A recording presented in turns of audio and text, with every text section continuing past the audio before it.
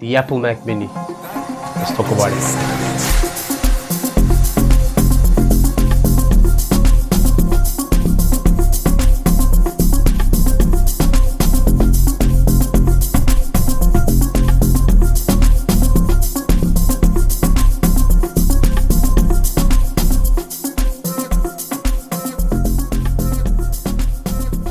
Okay, let's get all the formalities out of the way.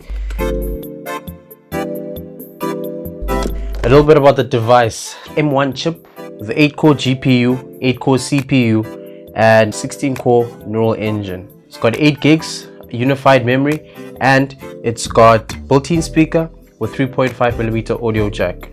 We got 2 USB-A ports, we got HDMI 2.0 port, gigabit Ethernet cable, 3.5 headphone jack, and 2 Thunderbolts. It serves as a good budget PC, something that is relatively affordable but with good performance. Very beefy, very powerful, but I don't expect to be playing any hardcore games. It's not a gaming PC, it's not made for that. If you are like a content creator, do a lot of editing, edits in 4K, yeah, it flies through it like a stuff that easily flies through something. I don't know, but yeah, the biggest appeal for this device is how easily it allows for powerful device but at a relatively affordable price, you know. In my experience, this device was what taught me that it's not all about RAM. For whatever reason, I was under the notion that my thing was like, if it's got RAM, you need 16 gigs RAM, you need 24 gigs RAM, you need the more RAM. But then this guy here, I've got a laptop that's got about like what, 24 gigs of RAM with the SSD, and it gets thrashed in the water by this by the Mac Mini.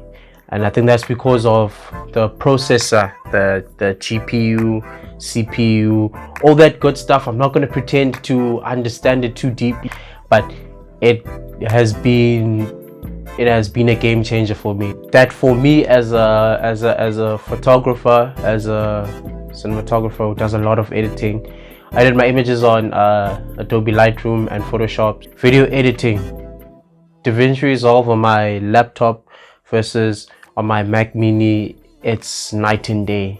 You know, it's night and day. I can't even touch 4K footage on my laptop without expecting my PC to heat up and playback to be choppy. It has been the difference.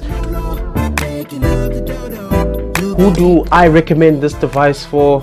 Like I said earlier, content creators, editors, people who are looking for a nice home PC at a good, relatively good budget range.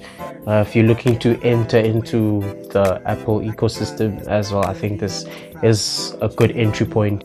I've got mine set up with a dual monitor setup, you know. So in the box, in the unboxing, it only comes with the device and a power cable.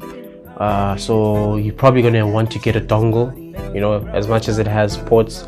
Doesn't have an SD card reader, so you might want to get a dongle for that. And then particularly if you want to set up multiple monitors, if you plan to connect a lot of things, especially if you're editing, memory cards on cameras, you know, those would require you to get a dongle. Along with the dongle, you probably definitely need a mouse and a keyboard, and of course monitor as well, because like I said again, it just comes out of the box as is. That's been the Mac Mini for me. That's all the rant I have for now. So yeah, thanks for watching. I'll see you. Ciao.